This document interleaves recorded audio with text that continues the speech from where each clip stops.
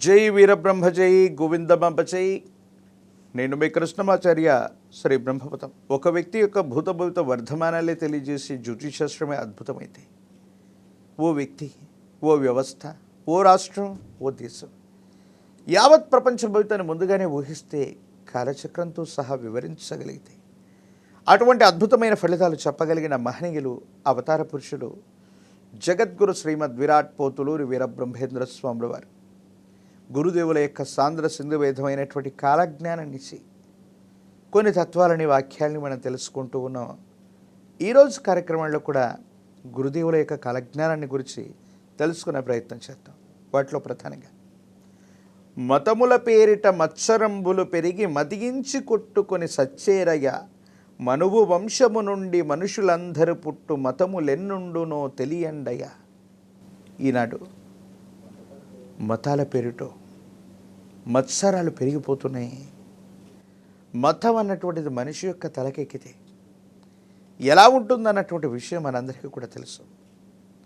భారతదేశంలో ప్రత్యేకించి బెంగాల్ రాష్ట్రంలో కొంతమంది బయట దేశానికి సంబంధించినటువంటి వ్యక్తులు చొరబడుతున్నటువంటి పరిస్థితులు, ప్రత్యేకించి కొన్ని చోట్ల అళ్ళ కల్లోలాలు జరిగితే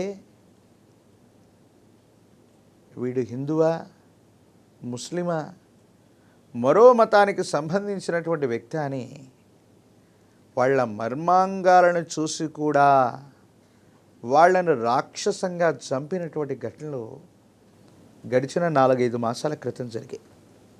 అంటే సుంతి చేయించుకున్నవాడు మాత్రమే ముస్లిం, చేయించుకోనటువంటి వాడు పరమతానికి సంబంధించిన వాడు, వీళ్ళని ఖచ్చితంగా చంపేయాలన్నటువంటి ఊచకోత వల్ల పదుల సంఖ్యలో కాదు, వందల సంఖ్యలో హిందువులు ప్రాణాల్ని కోల్పోయినటువంటి సంఘటన గడిచిన అర్ధ సంవత్సరంలోనే జరిగింది.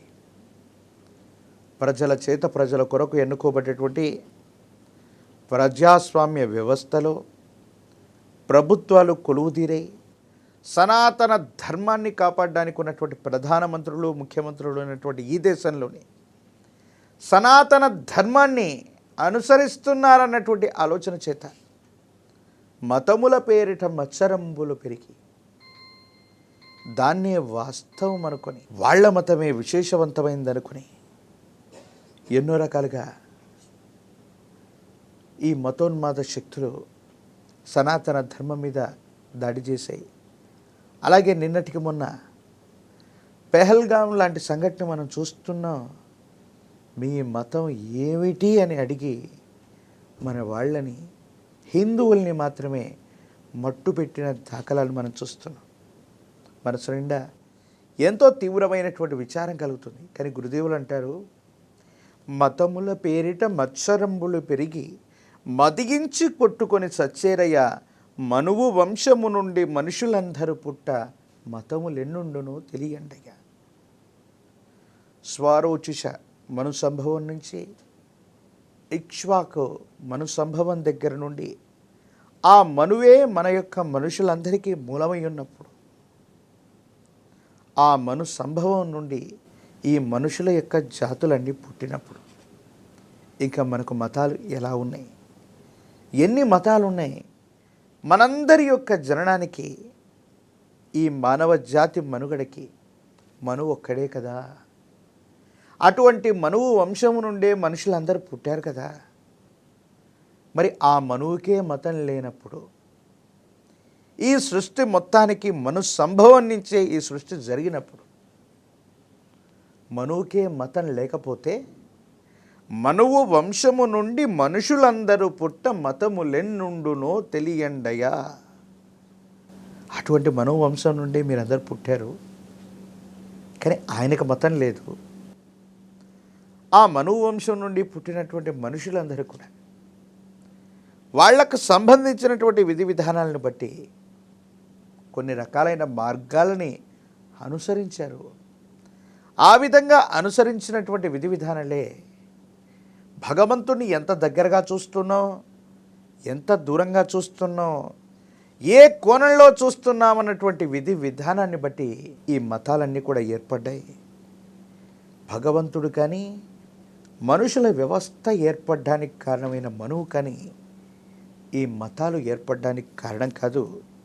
మీ యొక్క జీవన శైలి, మీ యొక్క జీవితంలో జరిగే సంఘటనల సమాహారమే, మీలో ఉన్నటువంటి ఆలోచనల ఫలితమే, జీవన విధానమే మీ మతమైంది తప్ప వేరొకటి కాదని స్వామివారు చెప్తున్నారు. కానీ మనుషులందరూ కూడా మను వంశం నుండే మనం పుట్టాం.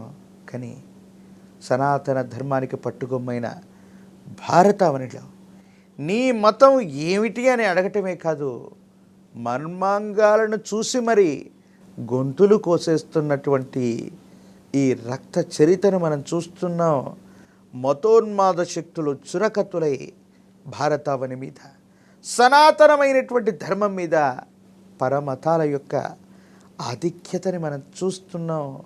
సనాతన ధర్మంలో పుట్టిన మనం ఈ ధర్మాన్ని అనుసరించడమే తప్పవుతుందేమో, అందుకే ఇవన్నీ కూడా ఇలా ఉన్నాయేమో. అహింస పరమో ధర్మ మనకు తెలిసింది, ధర్మహింస తదైవచ అన్న అంశం కూడా మనకు తెలుసు.